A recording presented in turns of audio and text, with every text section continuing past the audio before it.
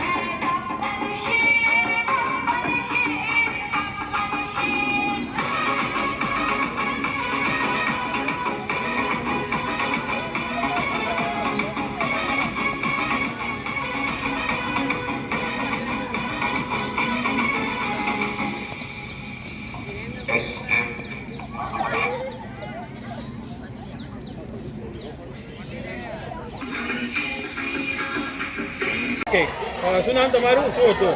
જીગર કુમાર ભોગીલાલ પટેલ, સ્વામી વિવેકાનંદ ગુજરાત રાજ્ય યુવા બોર્ડ જિલ્લા સંયોજક તરીકેની મારી જવાબદારી છે.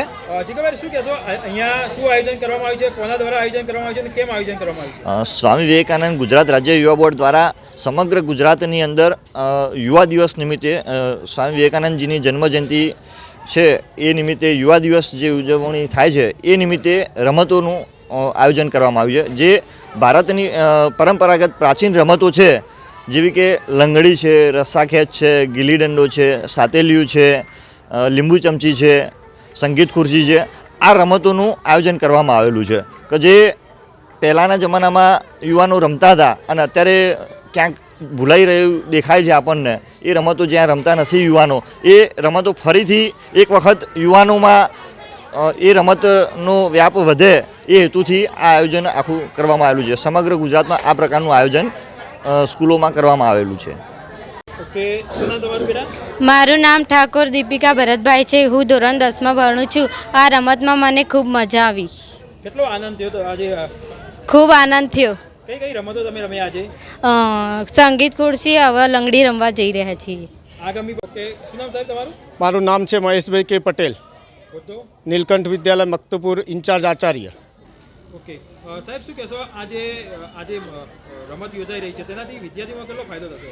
આ જે સ્વામી વિવેકાનંદ યુવા બોર્ડ દ્વારા જે રમતો યોજાઈ રહી છે એ લગભગ 70-80 વર્ષ પહેલાં જે દેશી રમતો હતી એ દેશી રમતો ખરેખર આજે આ યુવા બોર્ડ પાછી લાવ્યું છે અને એના દ્વારા બાળકોમાં ખૂબ આનંદ અને ઉત્સાહ વધેલો જોવા મળે છે. આનાથી જે બાળકો હોય છે, વિદ્યાર્થીઓ હોય છે, તેમાં કેટલો ફાયદો જોવા મળશે? આ રમતો દ્વારા બાળકોમાં શારીરિક અને સર્વાંગિક વિકાસ જોવા મળે છે. સાથે સાથે એમના જે સ્વાસ્થ્ય છે એ સ્વાસ્થ્ય વિશે ઘણો ફાયદો જોવા મળે છે. ઓકે, શું નામ તમારું? ઠાકોર સપનાબેન જસવંતજી. કેવી મજા આવી આજે બેટા? ખૂબ મજા આવી. જમીનથી જોડેલી રમતો રમીને અને જૂની જૂની યાદો યાદ કરીને ખૂબ મજા આવી. કઈ કઈ રમતો આજે રમ્યા તમે? કોથળા દોડ, લંગડી દોડ, લીંબુ ચમચી, રસ્સા ખેંચ વગેરે.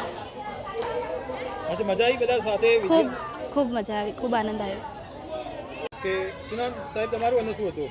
માલી જગજીવન, વહીવટી મદદનીશ છું અહીંયા સ્કૂલની અંદર. શું કહેશો સાહેબ, આજે વિદ્યાર્થીઓ છે એમાં આજે જૂની રમતો રમવામાં આવી રહી છે, તેનાથી શું ફાયદો થશે? એમાં વિદ્યાર્થીઓને જે આનુષંગિક રમતો છે દેશની એના વિશે જાગૃતિ મળશે અને એ સિવાય બી છોકરાઓમાં જે અંદર રમતની ભાવનાઓ છે એ જાગશે અને એના પોતાની જે અંદરની શું કહેવાય ગર્ભિત શક્તિઓ બહાર લાવવાની એટલી થશે. એક બાજુ અત્યારે જે યુવા વર્ગ હોય છે તેમાં ખાસ કરીને આ રમતો ભૂલાઈ રહી છે અને મોબાઈલમાં વધુ ધ્યાન આપી રહ્યા છે યુવાનો. તો શું કહેશો કે આનાથી ફાયદો થશે યુવાનો? આનાથી ફાયદો થશે કારણ કે મોબાઈલથી દૂર રહે એટલું સારું છે છોકરાઓ માટે.